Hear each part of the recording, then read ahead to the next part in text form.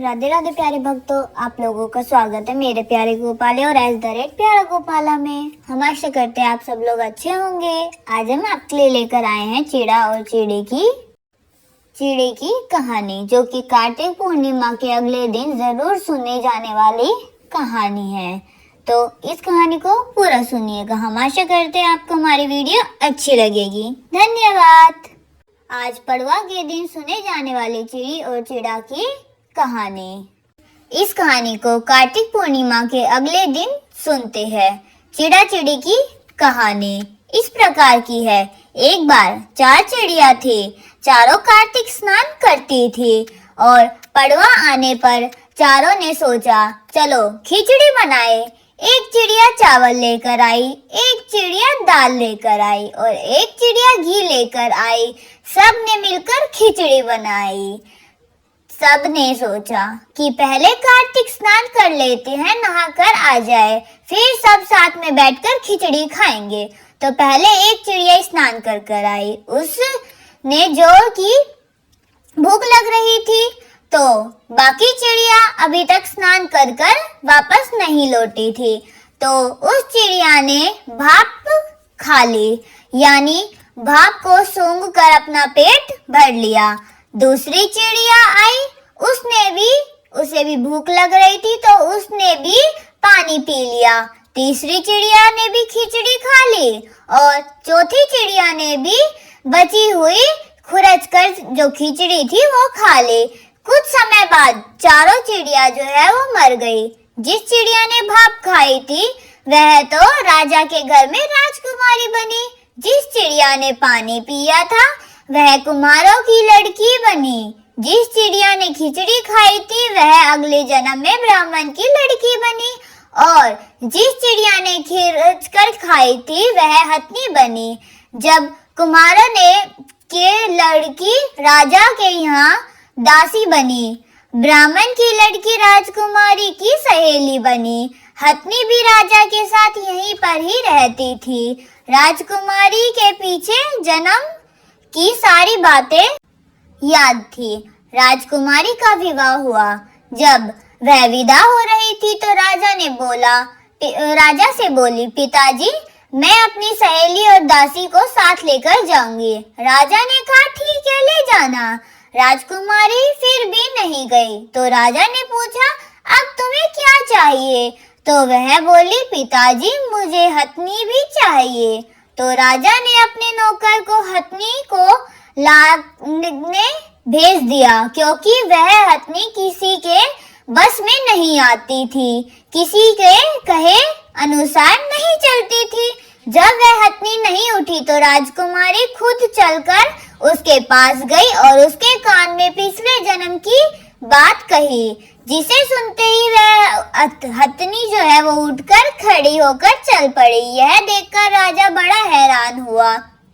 सोचने लगा कि यह तो मेरी बेटी नहीं है, क्योंकि यह तो जानवरों से बात करती है। राजा ने सोचा कि शायद मेरी बेटी के रूप में यह कोई बुढ़िया है।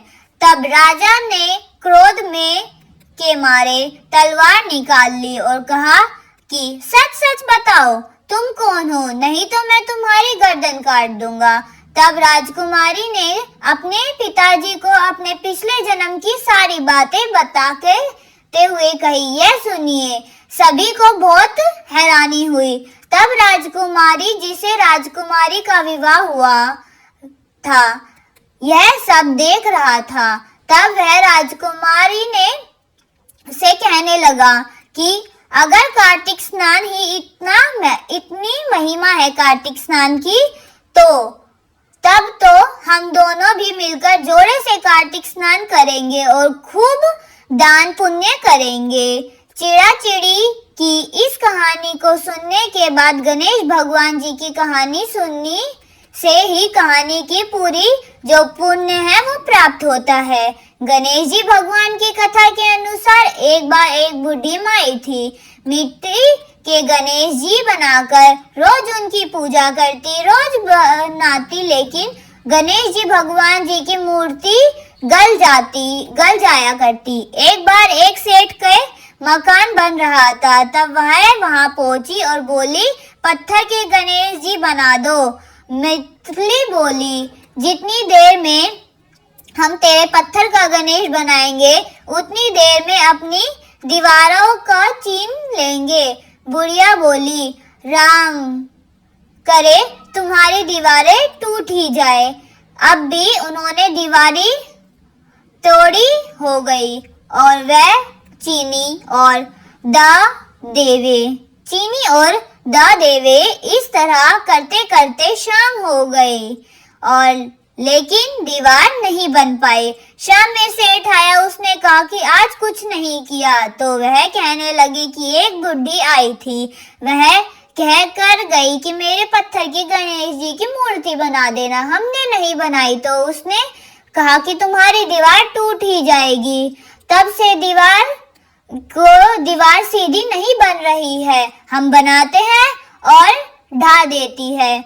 तब सेठ ने बुढ़ी माई को बुलाया और कहा, हम तेरा सोने का गणेश बनवा देंगे, हमारी दीवार सीधी कर दे। ऐसा कहकर सेठ जी ने बुढ़ी माई को सोने के गणेश जी बनाकर दे दिए और ऐसे करते ही सेठ जी की दीवार सीधी हो गई। जैसे सेठ जी की दीवार सीधी हो गई गणपति, वैसे ही सबकी करना। कथा को कहते सुनने और हुराकने भरते सभी के कारण सिद्धि करना। बोलो गणपति भगवान की जय।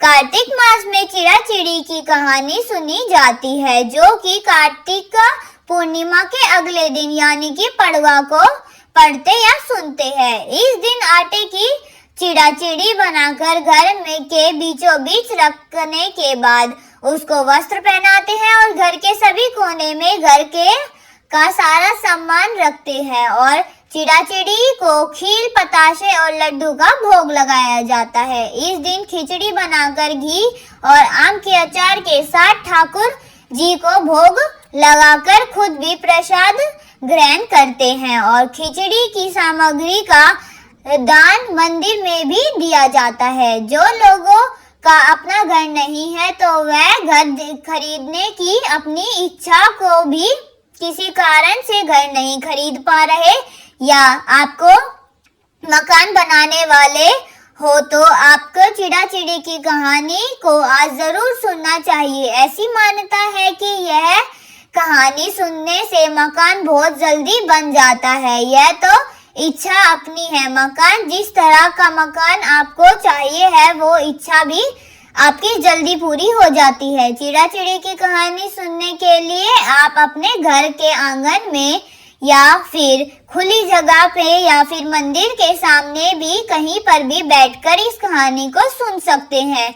कहानी सुनने से पहले आपको आटे से चौका पोकार कर एक मकान की आकृति बनानी है। जो मकान की आकृति जिस तरह का आपको भी मकान की इच्छा हो, आप सपना हो, इस तरह का आप आकृति बना सकते हैं। उस तरह एक पूरे ही मकान की आकृति बना ले, छोटा सा या फिर बड़ा सा, जैसा भी आपको चाहे। उस तरह का घर पर जमीन पर बना लीजिए। फिर आटे के मुट्ठी, उसमें आपको नमक या हल्दी नहीं डालनी है, केवल सादे आटे का पानी और गंसलर अपनी चिड़ा चिड़ी का एक रूप बनाना है। केवल आकृति बनानी है। लगना चाहिए कि आपको चिड़ा चिड़ी बनाए हैं। तो चिड़ा चिड़ी की आकृति उसको ठीक आप बीचों बीच जहाँ पर भी आपने आटे का मकान बनाया है, कमरा बनाया है, उस आकृति के बीच रख दीजिए और फिर आपको कुछ इतना कुछ वहाँ पर भर कर रखना है, खाली नहीं छोड़ना है। तो आप इन कमरों में खीर, बताशे रख सकते हैं और एक दिया जलाकर आपको घर के बीचों बीच चिड़ा चिड़ी के सामने रखना है। पूजा करने के लिए आपको 4 मिट्टी के दीपक भी चाहिए। तो हो सके तो घी के हो या तो फिर तिल के दीप आप जला सकते हैं। 5 दीपक में से एक दीपक तो चिड़ा चिड़ी के सामने ही रखा जाएगा, यानी कि घर के बीचों बीच, और बाकी के 4 कोनों में आप कहीं पे भी चारों कोनों में एक एक दीपक जो है वो जला सकते हैं। इस समय चिड़ा चिड़ी को खिचड़ी का भोग लगाया जाता है। तो खिचड़ी में आप मूंग की दाल या फिर चाहे तो हरे या फिर पीले मूंग की खिचड़ी बनाकर रखे। सभी को तिलक लगाए। जिन पर भी कमरों में आपने बनाए हैं उन सभी कमरों को तिलक करें और घर के मुख्य द्वार पर तिलक करना है। और आकृति बनाई है उसके मुख्य द्वार पर भी आपको तिलक लगाना है। सभी की पूजा करने के बाद आपको चिड़ा चिड़ी की कहानी सुननी है और प्रसाद सभी को बांटकर स्वयं ही ग्रहण करना चाहिए। यह थी आज की हमारी वीडियो चिड़ा चिड़ी की। हम आशा करते हैं आपको यह कहानी अच्छी लगी होगी। अगर आपको हमारी कहानी अच्छी लगी है तो लाइक, कमेंट, शेयर और सब्सक्राइब करना मत भूलना। इस वीडियो के बाद हम आपके लिए लेकर आएंगे अगले मास की कथा, तो उस कथा को आप जरूर देखिएगा। धन्यवाद।